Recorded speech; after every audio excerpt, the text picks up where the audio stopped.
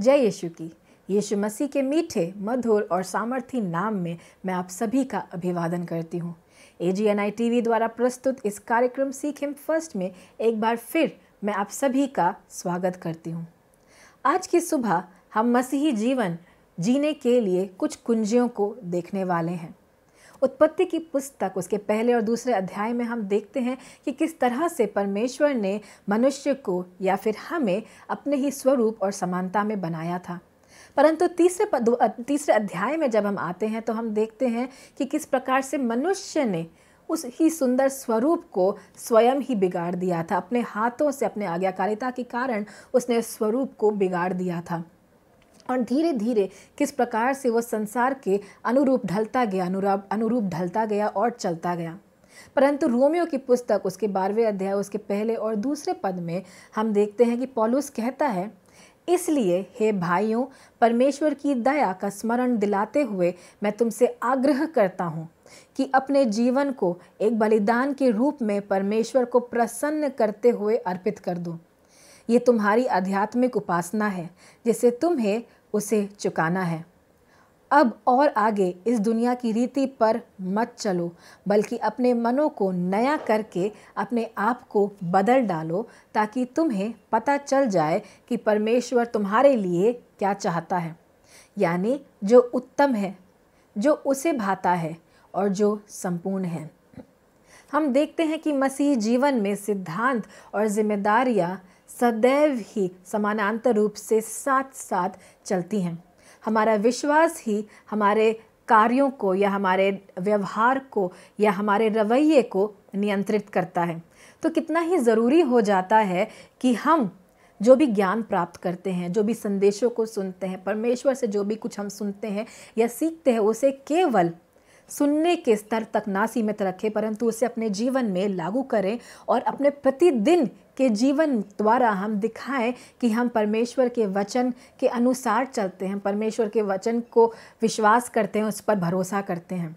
पहला यूहन्ना उसका 4 अध्याय उसका 20वां पद में इस प्रकार से यीशु स्पष्ट रीति से कहता है, यदि कोई कहता है कि वो परमेश्वर से प्रेम रखता है और फिर भी वह अपने भाई से घृणा या नफरत करता है तो वह झूठा है।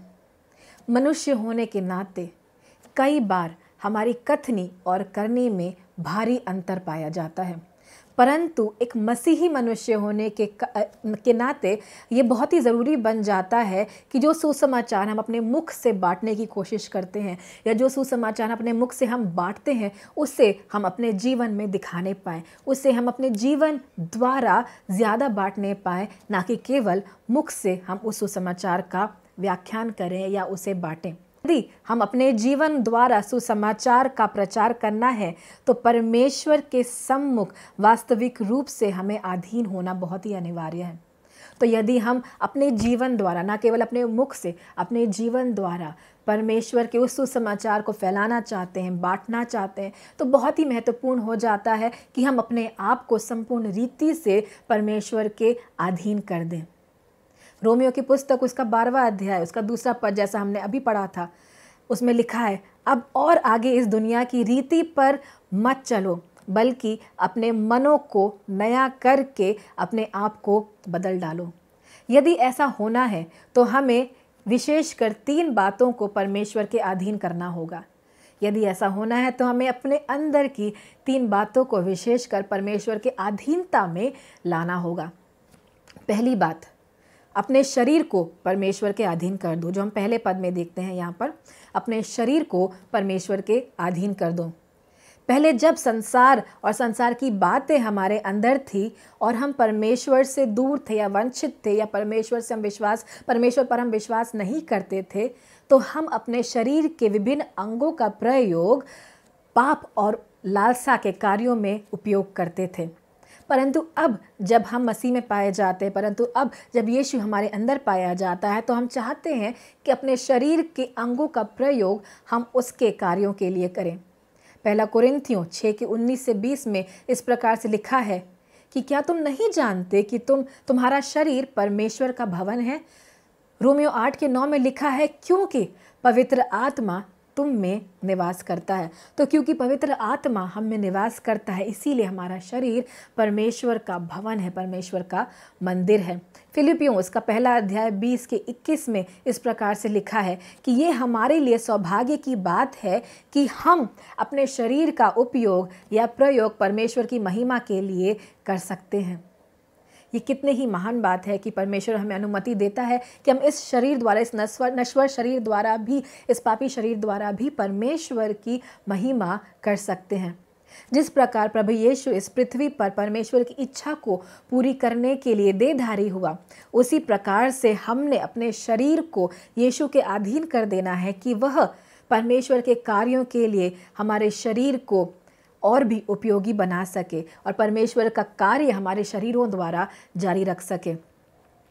हमने अपने शरीर के अंगों को धार्मिकता के साधन के रूप में दे देना है। रोमियो 6 के 13 में लिखा है कि हमारा शरीर धार्मिकता के साधन के रूप में हमें दे देना है, ताकि पवित्र आत्मा हमारे द्वारा परमेश्वर के कार्यों को कर सके। तो कितना ही ज़रूरी है कि हम अपने शरीर को नियंत्रण में रखें, कितना ही ज़रूरी है कि हम अपने शरीर का एक एक अंग, हमारी आँखें, हमारा कान, हमारे हाथ, हमारा हर एक अंग हम परमेश्वर के अधीन कर दें, ताकि यीशु मसीह, ताकि पवित्र आत्मा उसके कार्यों को हमारे द्वारा कर सके और हम एक धार्मिकता का साधन उसके लिए बन जाएं। दूसरी चीज़ जिसे हमें उसके अधीन करना है वो है हमारा मन। तो अपने मन को परमेश्वर के अधीन करो, अपने मन को परमेश्वर के अधीन करो। ये संसार विभिन्न तरीकों से आपके मन को अपने वश में या अपने नियंत्रण में करना चाहता है, परंतु परमेश्वर आपके मन को बदल देना चाहता है, परिवर्तित कर देना चाहता है। वह हमें संपूर्ण रीति से रूपांतरित कर देना चाहता है। संसार विभिन्न तरीके अपनाता है, शैतान संसार के द्वारा विभिन्न तरीके अपनाता है। आजकल हर चीज़ हमारी उंगलियों में पाया जाता है, एक बटन दबाने से सब कुछ हो जाता है। संसार शैतान के इशारों पे नाचता है और हम देखते हैं संसार कितनी तरीके से चाहता है कि हम उसके द्वारा नियंत्रित हो जाएं, उसके वश में आ जाएं, उसके अधीन हो जाएं। तो वह हमारे मनों पर कब्जा करना चाहता है। संसार आपके मन को वश में करने के लिए बाहरी बलों का प्रयोग करता है, परंतु परमेश्वर हमें बदलने के लिए, हमारे मन को बदलने के लिए हमारे आत्मा में कार्य करता है। वह अपने सामर्थ्य को हमारे आत्मा में दे देता है ताकि हम अपने मनों पर विजय पा सकें। परमेश्वर को संसार के अनुरूप ढलने वाले लोगों की आवश्यकता नहीं है। आज परमेश्वर को जो कार्य करना है उसमें परमेश्वर नहीं चाहता कि संसार में ढलने वाले लोग उसके सामने आए, परंतु परमेश्वर चाहता है कि ऐसे लोग खड़े हुए जो संसार को उसके अनुरूप ढाल सकें या संसार को उसके अनुसार चलाने वाले बन सकें। संसार को परिवर्तित करने के लिए स्वयं का परिवर्तित होना, स्वयं के मन का परिवर्तित होना बहुत ही अनिवार्य है।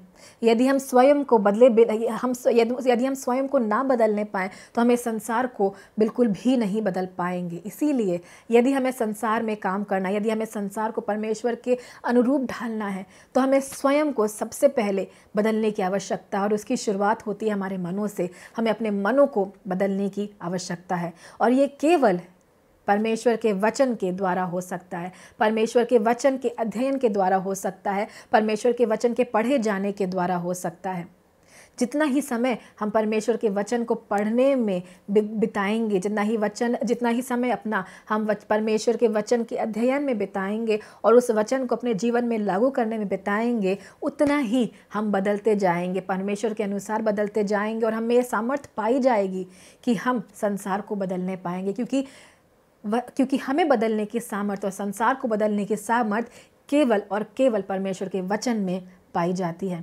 तो ज़रूरी है कि हम अपने मनों को बदलें, हम अपने मन को परमेश्वर के वचनों से भर दें, हम अपने मन को परमेश्वर के अधीन कर दें, उसके वचन से भरते रहें ताकि हम उसके अनुसार सोचने पाएँ और उसके अनुसार बदलने पाएँ। तीसरी बात जो हमें बदलने की आवश्यकता है या उस परमेश्वर के अधीन करने की आवश्यकता है वो है अपनी इच्छा। अपनी इच्छा को परमेश्वर के अधीन करो। आपके शरीर को आपका मन नियंत्रित करता है, परंतु आपके मन को आपकी इच्छा शक्ति या आपका इच्छा नियंत्रित करता है या काबू करता है या वश में करता है। कई लोगों को लगता है कि वे अपनी इच्छाओं पर नियंत्रण आसानी से कर सकते हैं, पर यह बहुत ही कठिन बात है। यदि हम पौलुस के वचनों को देखते हैं यहाँ पर, तो पौलुस रोमियो में 7 के 15 से 24 में इस प्रकार से लिखता है, मैं नहीं जानता कि मैं क्या कर रहा हूँ, क्योंकि मैं जो करना चाहता हूँ नहीं करता, बल्कि मुझे वह करना पड़ता है जिसे मैं घृणा करता हूँ। और यदि मैं वही करता हूँ जो मैं नहीं करना चाहता, तो मैं स्वीकार करता हूँ कि व्यवस्था उत्तम है, किंतु वास्तव में वह मैं नहीं हूँ जो यह सब कुछ कर रहा है, बल्कि यह मेरा भीतर बसा हुआ पाप है।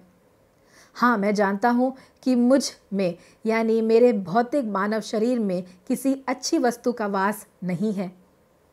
नेकी करने की इच्छा तो मुझ में है, परंतु नेक काम मुझसे होता नहीं है। क्योंकि जो अच्छा काम मैं करना चाहता हूँ मैं नहीं करता, बल्कि जो मैं नहीं करना चाहता हूँ वही मैं बुरे कामों को करता रहता हूँ।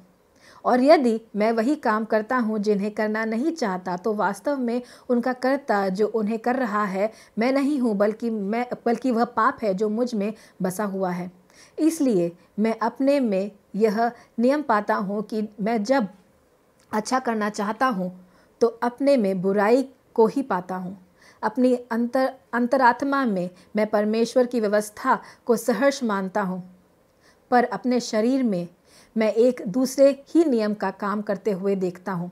यह मेरे चिंतन पर शासन करने वाली व्यवस्था से युद्ध करता है और मुझे पाप की व्यवस्था को बंदी बना लेता है। ये व्यवस्था मेरे शरीर में क्रियाशील है। मैं एक अभागा इंसान हूँ। मुझे शरीर से जो मौत का निवाला है छुटकारा कौन दिलाएगा? मेरा प्रभु यीशु मसीह के द्वारा मैं परमेश्वर को धन्यवाद करता हूँ। केवल जब हम अपनी इच्छा को उसके अधीन करेंगे, तब हम उसके सामर्थ्य द्वारा सही इच्छाओं और गलत इच्छाओं में अंतर को देख पाएंगे, अंतर को भाप पाएंगे, और जो सही इच्छा है उसको हम समझ पाएंगे और एक जयवंत मसीह जीवन को जी पाएंगे।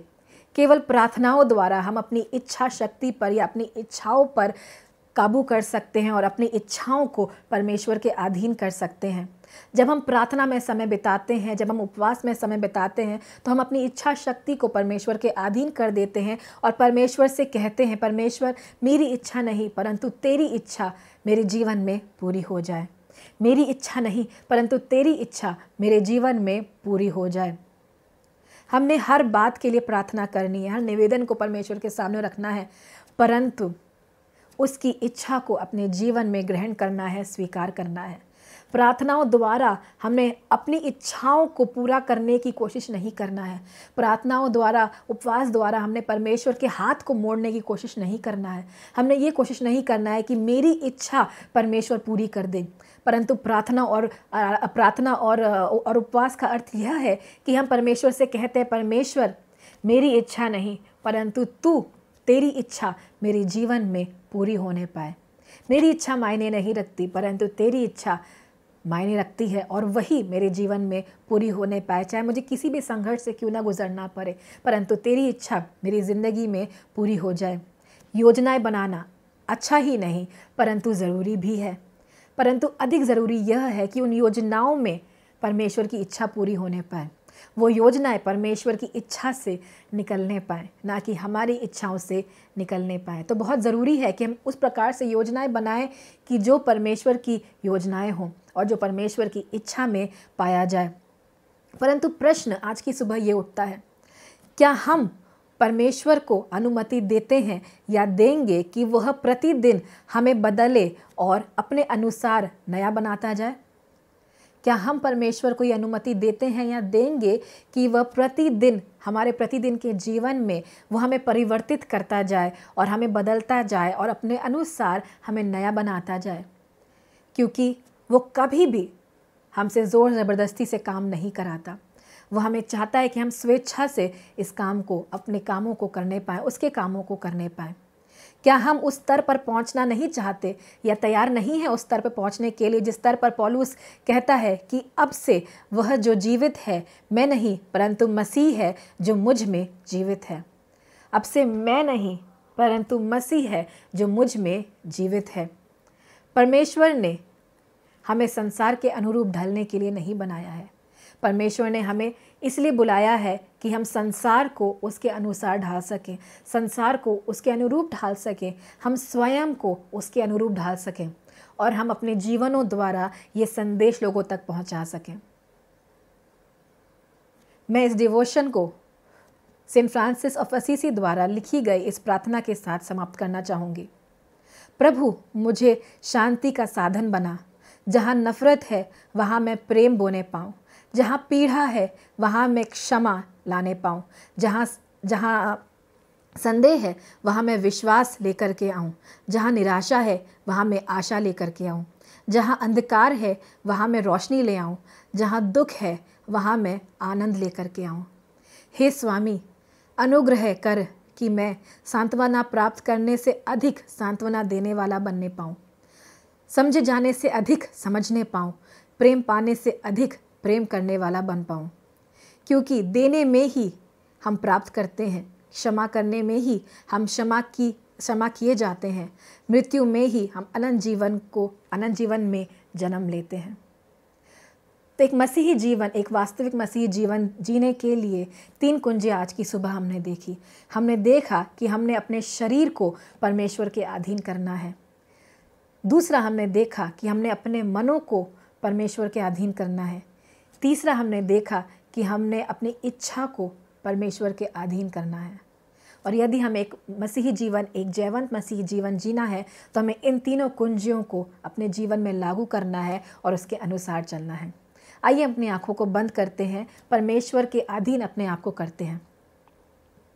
प्यारे परमेश्वर, आज की सुबह जो भी इस AGNI TV के माध्यम से हमें सुन पाते हैं परमेश्वर, उन सभी को हम आपके हाथों में देते हैं, हम समर्पित करते हैं परमेश्वर होने पाए कि हम में से हर एक जन संपूर्ण रीति से इस सत्य को जानने पाए कि केवल आपकी अधीनता में ही हम एक विजयी जीवन जी सकते हैं, एक विजयी मसीही जीवन जी सकते हैं। केवल आपके अनुसार ढलने में ही हम एक वास्तविक जीवन का अनुभव कर सकते हैं और अनंत काल के जीवन में प्रवेश कर सकते हैं। परमेश्वर, प्रार्थना करते हैं परमेश्वर, हम सभी के लिए इस समय मध्यस्थता करते हैं परमेश्वर, जो भी अपने जीवनों में विभिन्न स्तरों पर संघर्ष कर रहा है परमेश्वर, हम प्रार्थना करते हैं कि होने पाए कि वह अपने शरीर के सभी अंगों को पाप से बचा करके आपके अधीनता में लाने वाला बनने पाए परमेश्वर। प्रार्थना करते हैं कि सभी अपने मनों को आपकी अधीनता में लाने पाए परमेश्वर, आपके वचन से भरने वाले बनने पाए परमेश्वर। प्रार्थना करते हैं कि सभी अपनी इच्छाओं को आपकी अधीन करने पाए। आपकी प्रार्थना और उपासना के द्वारा परमेश्वर, आपके सामने परमेश्वर प्रार्थना और उपवास करने द्वारा हम अपने इच्छाओं को आपके अधीन करना चाहते हैं और कहना चाहते हैं परमेश्वर कि मेरी इच्छा नहीं परंतु तेरी इच्छा मुझ में और मेरे आसपास, मेरे परिवार में और इस संसार में पूरी होने पाए। जैसे कि तेरी इच्छा स्वर्ग में पूरी होती है, वैसे ही तेरी इच्छा इस पृथ्वी पर भी पूरी होने पाए। परमेश्वर, अपने आप को हम नम्र कर देते हैं परमेश्वर, आज आपके सम्मुख आपके अधीन कर देते हैं, अपने मनों को आपके अधीन कर देते हैं, अपने शरीर को आपके अधीन कर देते हैं, अपनी इच्छाओं को परमेश्वर। तू बढ़ने पाए, मैं घटने पाऊँ परमेश्वर। तू मेरे अंदर जीवित रहने पाए, मैं मुझ में नहीं परंतु तू मेरे अंदर, मेरे दिल में, मेरे आत्मा में जीवित रहने पाए परमेश्वर। हम सभी को आपके हाथों में सौंपते हैं परमेश्वर, सभी के सप्ताह को आपके हाथों में सौंपते हैं। जबकि हम इस वचनों को सुनते हैं परमेश्वर, होने पाए हम केवल सुनने वाले नहीं परंतु आपके वचन को अपने जीवन में लागू करने वाले बनने पाए परमेश्वर। और हम उस स्तर तक जाने पाए परमेश्वर जहाँ हम केवल मुख से नहीं परंतु अपने जीवनों से आपके सुसमाचार को प्रचार करने वाले बनने पाए। धन्यवाद करते हैं परमेश्वर, हम सभी को आपके हाथों में सौंपते हैं। आप नियंत्रित करें परमेश्वर, आपकी अधीनता में सौंपते हैं परमेश्वर। होने पाए हम स्वेच्छा से स्वयं को आपके अधीन करने पाए परमेश्वर, और इस शरीर को, अपने मन को, अपनी इच्छा को आपके धार्मिकता का साधन बनाने वाले बनने पाए परमेश्वर। धन्यवाद करते हैं। ये छोटी सी विनती अधीनता में यीशु मसीह तेरे मीठे और मधुर नाम से हम मांगते हैं। सुन और कबूल कर, आमीन। इस वचन के सुनने जाने द्वारा परमेश्वर आप सभी को आशीषित करे। आपका ये सप्ताह बहुत ही सुंदर रूप से परमेश्वर की अधीनता में बीतने पाए। जय यीशु की।